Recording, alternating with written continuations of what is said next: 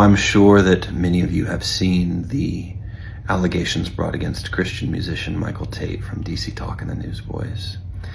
There are two articles, one by the Roy's Report and one by The Guardian, and I contributed to both of them, though my story is by far the least severe of anyone's mentioned. I decided that I want to publicly talk about it because I want to show support for my friends who are the victims of Tait's attacks. My story is that about 20 years ago, my former bandmate Paul and we were in a band together called Mutemath.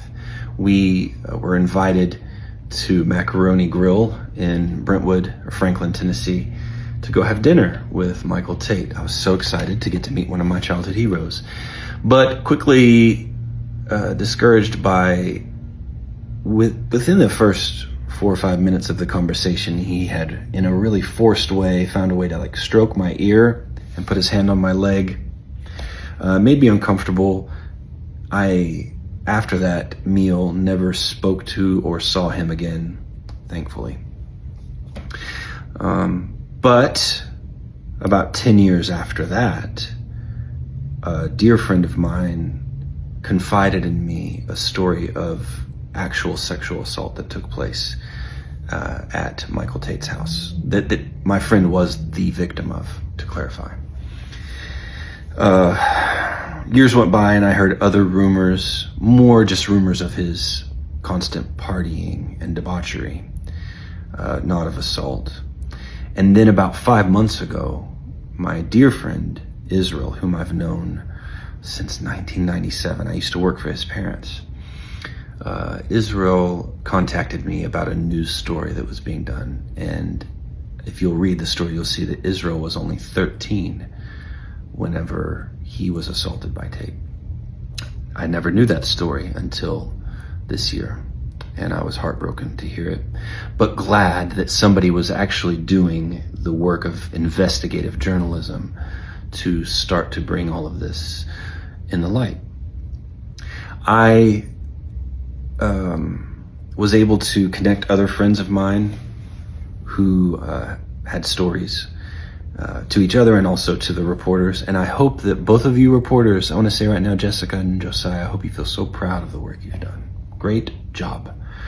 I want to talk about so much about the culture that facilitates and attracts these predators, but for now, I'll just say two things.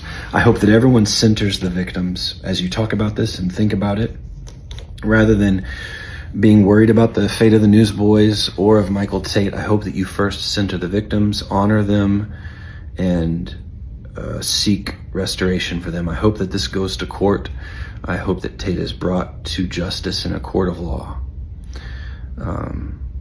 Secondly, I think that someone can only engage in this level of predation for this length of time, potentially 2 decades, with a team of helpers. And I believe that Tait has a team of people who spend their time, energy, and money clearing his reputation and suppressing criticism or suppressing the truth.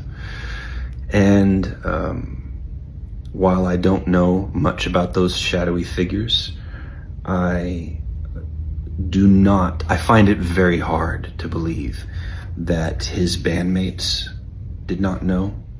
The most recent report tells of hotel security camera video footage that we've now all seen. It tells of a police report. And if you know anything about touring life or the music industry, there's no way that bandmates and a manager would not know about a police report. So I think that Michael Tait's confession was BS. I think that it was an attempt to minimize the severity of the claims. I think that it was an attempt to deflect responsibility from his team of handlers. And while I know very little about the specifics of the machinations of their world, I don't believe it. I doubt that they were oblivious. And though I have left the church and Christianity, I still use the scriptures that I was taught as a child as one of my primary ways of seeing the world. And I thought I might share a verse with you that I was reminded of in this situation. This is Amos 5:21 through 24, the word of the Lord. I despise your festivals, and I take no delight in your solemn assemblies. Even though you offer me your burnt offerings, I will not accept them, and the offerings of well-being, your fatted animals, I will not look upon them. Take away from me the noise of your songs. I will not listen to the melody of your harps, but let justice roll down like water, and righteousness like an ever-flowing stream.